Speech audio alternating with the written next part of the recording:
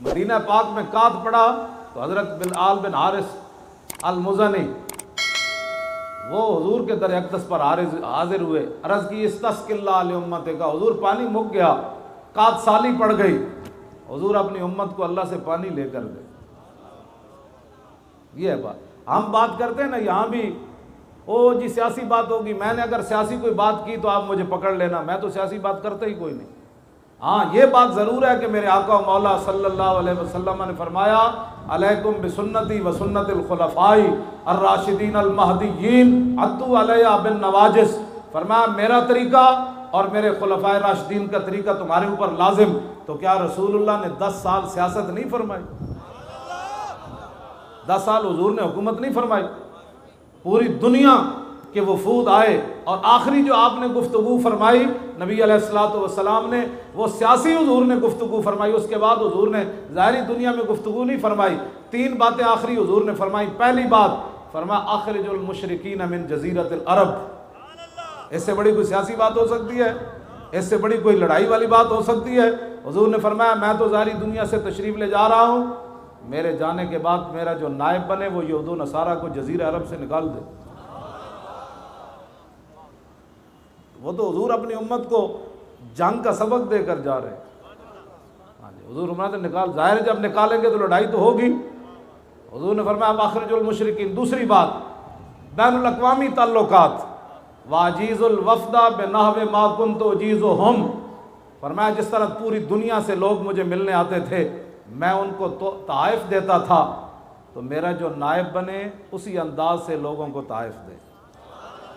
یہ بین الاقوامی تعلق ہے حضور۔ تو اس کے بعد پھر تیسرے کے بارے میں اختلاف ہے الوصیۃ بالقرآن، کہ حضور نے تیسری بات کہا کہ میرے بعد قرآن کو تھامے رکھنا، یا تجہیز و جیش اسامہ، یا یہ فرمایا کہ میرے تشریف لے جانے کے بعد اسامہ بن زید کے لشکر کو روانہ کرنا، یا آپ نے فرمایا النساء النساء، فرمایا میرے جانے کے بعد عورتوں پر ظلم نہ کرنا، عورتوں کے بارے میں اللہ سے ڈرنا، یا حضور نے فرمایا کہ الصلاۃ الصلاۃ، میں ظاہری دنیا سے تشریف لے جا رہا ہوں، میرے جانے کے بعد نمازیں ضائع نہ کرنا، نمازیں برباد نہ کرنا، یا حضور نے پھر غلاموں کا ذکر فرمایا کہ میں ظاہری دنیا سے تشریف لے جا رہا ہوں تو میں تو غلاموں کو تخت پر بٹھانے کے لیے آیا، تو میرے جانے کے بعد کسی غلام پر ظلم نہیں کرنا۔ تیسری بات کے بارے میں اختلافات ہیں کہ وہ تیسری بات حضور نے، اس کے بعد حضور نے ظاہری دنیا میں گفتگو نہیں فرمائی، تو جاتے جاتے بھی رسول اللہ نے اپنی امت کو کیا پیغام دیا کہ سنبھل کر رہنا، یہود و نصارہ سے بچ کر رہنا، ان سے تعلقات اپنے اسی حد تک رکھنا۔ یہ نہ اقبال نے کہا نا کہ از فریب او اگر خواہی اما اشتران اشراز ہود خود براں، اقبال کہتا ہے اگر آپ چاہتے ہیں کہ آپ کے ملک میں فتنے نہ ہوں تو پھر اس کا ایک ہی طریقہ ہے کہ فرنگی اونٹوں کو اپنے حوض پر پانی نہیں پینے دینا۔ یہ اقبال کا فلسفہ ہے۔ اقبال کہتا ہے اپنے حوضوں سے ان کو درکار کے رکھنا ہے، دور دور رکھنا ہے۔ آج اقبال زندہ ہوتا تو بتاتے ہیں بھئی کتنے اونٹ کھلے ہوئے ہیں، جہاں چاہتے ہیں وہ چر رہے ہیں۔ ہاں جی، اقبال آج ہوتا تو اس سے ہماری بات ہوتی۔ تو بات میں یہ کر رہا ہوں کہ سیاسی بات میں کوئی بھی نہیں کروں گا، اگر کوئی بات میں مجھے کوئی پکڑ لے تو میں اس کو بالکل جواب دینے کے لیے، لیکن حضور کا دین تو بیان کرنا ہے، ہم نے یہ تو بیان کرنا ہے۔ اور آخری جو حضور کا حجۃ الوداع کا خطبہ ہے اس کے اندر حضور نے یہی فرمایا وَأَنْتُمْ تُسْأَلُونَ فَمَاذَا أَنْتُمْ قَائِلُونَ، فرمایا تم سے سوال کیا جائے گا میرے بارے میں تو بتاؤ قیامت والے دن تم کیا کہو گے میرے بارے میں، کیا کہو گے، میں دین تمہیں دے کر جا رہا ہوں۔ قَالُوا نَشْهَدُ أَنَّكَ قَدْ بَلَّغْتَ وَأَدَّيْتَ وَنَصَحْتَ، حضور کیا کہیں گے، آپ نے تو دین پہنچانے کا حق ادا کر دیا، آپ نے تو امت کی خیر خواہی کی کمال کر دی، آپ نے تو حضور ہمارے ساتھ نصیحت کرنے میں حد ہو گئی۔ تو نبی علیہ الصلوۃ والسلام نے ایسے انگلی آسمان کی طرف اٹھائی، یرفعها الی السماء، حضور ایسے ہاتھ اٹھاتے تھے اور پھر صحابہ کی طرف انگلی کرتے تھے، ایسے کرتے تھے، یا اللہم اشہد اللہم اشہد اللہم اشہد اللہم اشہد، یا اللہ گواہ رہنا میں مکمل دین ان کو دے کر جا رہا۔ ہم اس دین کی بات نہ کریں جس کے لیے حضور نے اللہ کو گواہ بنایا۔ آج لوگ کہتے ہیں مولانا یہ بیان نہ کریں، مولانا یہ بیان نہ کریں، یہ کیسے بیان نہ کریں، یہ تو بیان ہونا ہے۔ آج اس وقت بھی لوگوں کو بڑی تکلیف تھی اور آج بھی ہے اور قیامت تک یہ درد رہے گا اس درد کا علاج ہمارے پاس کچھ بھی نہیں ہے، ہمارا اتنا ہی کام ہے کہ پوری امت کو یہ پیغام دے کہ انہیں جانا انج نہیں بھائی، پوری گونج پوے، یہی تو ساڑھا منشور ہے۔ لوگ پتہ نہیں کیا باتیں کرتے ہیں ہمارے بارے میں، لوگوں کو پتہ ہی نہیں ہے، پتہ نہیں ہے تو پھر سمجھو نہ علامہ بغدادی صاحب، نہ کسی اور، نہ تاریخ لبیک یا رسول اللہ کے کسی کو کوئی نعرہ ہے جو لگاتے ہیں ہمارے نعرے، وہ خود ذمہ دار ہے، اللہ سے ان سے پوچھے گا۔ ہمارے نعرے لگانے کی ضرورت نہیں ہے، نہ میرے بارے میں بار بار امیر المجاہدین امیر المجاہدین، اتنی دیر میں آپ کون سے بات کریں؟ امیر المجاہدین بیٹھا ہے نا آپ کے سامنے، وہ اپنی خود ذمہ دار ہے، باتیں کرے گا۔ میرے اعلان کرنے میں 10 منٹ لگانے کا کوئی معنی نہیں، آپ حضور کے دین کی بات کریں، اپنے آپ کو بدلے، یہ نہیں کہ ایک بات کسی کو نہ پسند آئی تو پوری جماعت کو تباہ کرنے کے لیے تل گئے۔ آپ کیوں ان فتنوں کا شکار ہیں؟ حضور نے فرمایا کئی دجال آئیں گے، دجالون کذابون یاتونکم من الاحادیث ما لم تسمعوا انتم ولا آباؤکم فایاکم وایاہم لا یضلونکم ولا یفتنونکم۔ حضور نے ایک دجال نہیں فرمایا، فرمایا کئی دجال آئیں گے اور بڑے جھوٹے ہوں گے۔ ان دجالوں میں سے ایک دجال میڈیا ہے۔ جو اچھے لوگ ہیں وہ اسے مستثنیٰ ہیں، اچھے لوگ اچھے ہی ہیں، ہر محکمے میں اچھے ہوتے ہیں۔ ہمارے 3400 روپے کی ریڑھی کیلے والی شیخو پورے کے اندر میڈیا پر دکھائی گئی اور لاکھوں کے ہمارے مجمع نہیں دکھائے گئے۔ یہی دجالی ہے، اور اس سے بڑی کیا دجالی ہے؟ اور کذاب یہ بچہ جو ہے یہ کیلے بیچ رہا تھا، اس سے 3400 روپے کے کیلے لوٹ لیے گئے۔ 3400 روپے جنہوں نے پورے ملک لوٹے وہ تو بن گئے حکمران، اور جعلی ریڑھی لے کر جناب ہمیں بدنام کیا گیا۔ ایسے بڑی ہم سے بھی سنتے نا، اس بچے بھی سے بھی سنتے۔ پورے پاکستان میں ہمارا ایک جرم ثابت کرنے کی کوشش کی گئی، وہ بھی جرم بنتا نہیں ہے۔ وہ بچے کو ایک بندے نے پیسے دیے کہ یہ پوری ریڑھی جو ہے وہ دھرنے میں جا کر تقسیم کر دو، پیسے تو اس کو مل گئے۔ اب انہوں نے کہا نہیں نہیں جی اور تو کوئی ملا ہی نہیں، جھوٹ نہ بولو، جھوٹ الصدق ینجی والکذب یہلک۔ نبی علیہ السلام نے فرمایا سچائی انسان کو کامیاب کرتی ہے، جھوٹ انسان کو تباہ کر دیتا ہے۔ جتنے مرضی جھوٹ بولو، حضور کا دین تمہارے جھوٹوں سے اب رکنے والا نہیں ہے۔ ہمارے بارے میں جو مرضی باتیں کرو، یہ ان کو اب 1.5 سال تو ہو گیا، 2 سال ہونے والے ہیں، 21 کروڑ کی بات کرتے ہیں جی، 21 کروڑ لے لیا، 21 روپے بھی ثابت کوئی نہ کر سکتا، اور تا صبح قیامت کوئی نہیں ثابت کر سکتا۔ ہم تو چائے پینے کے روادار نہیں ہیں کسی سے، 21 کروڑ کی باتیں کرتے ہو، کوئی تصور ہی نہ ابھرا تیری تصویر کے بعد، کوئی تصور ہی نہ ابھرا تیری تصویر کے بعد، اور ذہن خالی ہی رہا کاسہ سائل کی طرح۔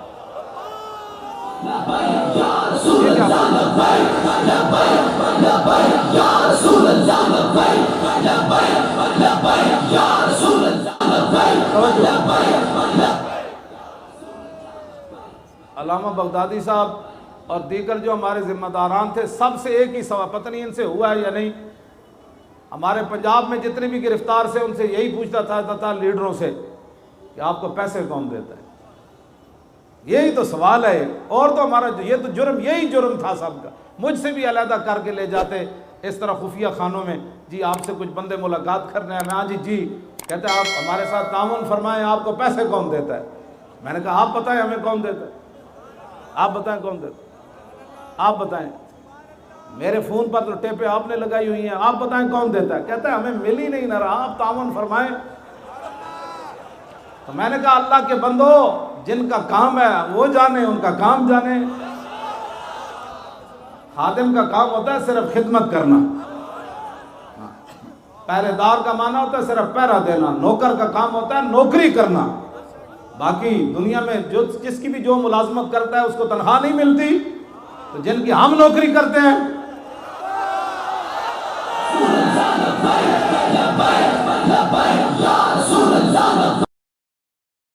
ایسے بھائی نہیں، زور لگاؤ زور لگاؤ۔ تاجدار ختم نبوت زندہ باد، ایتھو سینے جو آواز کرنے، اور تاجدار ختم نبوت، اور تاجدار ختم نبوت، تاجدار ختم نبوت، اور تاجدار ختم نبوت، آپ تصور کریں بھائی، حضرت ابو دجانہ ٹوٹی ہوئی ٹانگ کے ساتھ اب مسلمہ کذاب کے قلعے پر کیسے چڑھ رہے تھے، برا بن عازب ڈھال کے اوپر بیٹھ کر اندر چھلانگ کیسے لگا رہے تھے حضور کی ختم نبوت کی حفاظت کے لیے، پھر یہاں سے سینے سے آواز نکلے گی، ایسے نہیں نکلتی۔ وہ تصور کریں صحابہ ہزاروں کی تعداد میں نعرے لگاتے ہوئے جنگ یمامہ کی طرف کیسے جا رہے تھے، بوڑھے بھی جا رہے تھے، جوان بھی جا رہے تھے، بدری بھی جا رہے تھے، نابینے بھی جا رہے تھے۔ وہ تصور سے نعرہ، ہم تو خالی نعرہ لگا رہے ہیں نا ادھر اب ٹھنڈی ہواؤں میں بیٹھ کر، ان کو پتا تھا صبح ہمارا کن سے مقابلہ ہونے والا ہے۔ اور تاجدار ختم نبوت، اور بھائی شیرو وہ جو پیچھے وہ سارے اسی طرح آواز نکالیں جس طرح یہ پہلے لوگ آواز نکال رہے ہیں۔ یہ آواز بچا کر کس کے لیے رکھنی ہے آپ نے؟ اور تاجدار ختم نبوت، اور تاجدار ختم نبوت، اور تاجدار ختم نبوت، اور تاجدار ختم نبوت۔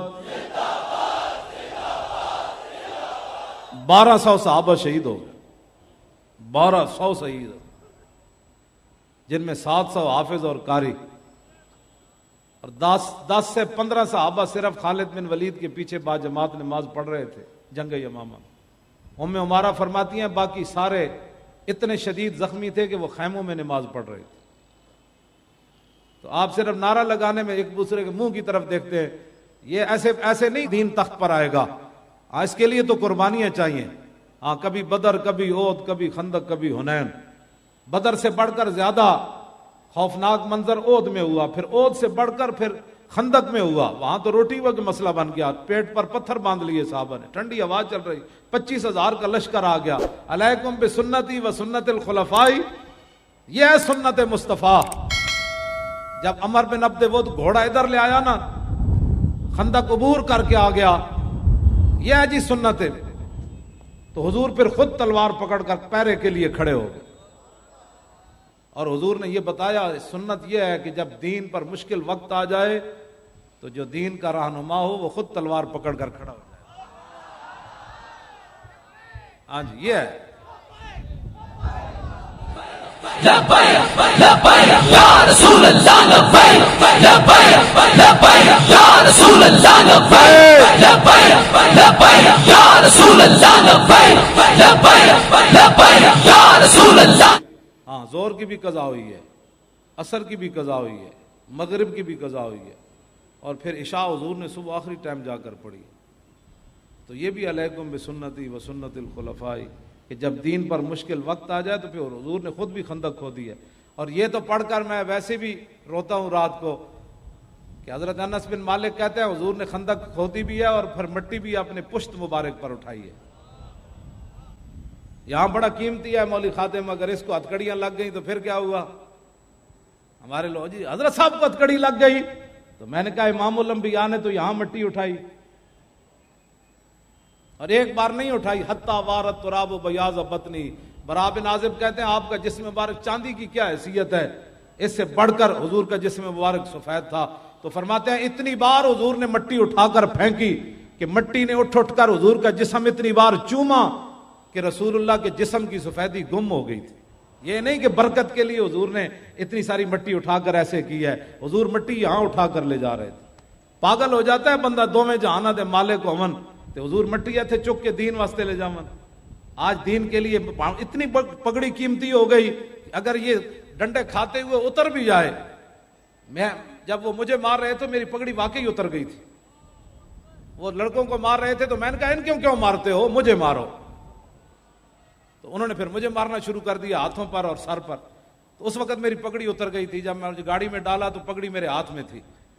تو ہماری پگڑیاں پھر رکھی ہم نے کس کے لیے؟ اسی دن تو پگڑی کا مزہ آیا باندھنے کا کہ جب حضور کے نام پر ڈنڈے کھاتے ہوئے یہ اتر گئی، تو پھر کیا کرنا ہے اس پگڑی کو، اور کیا کرنا ہے؟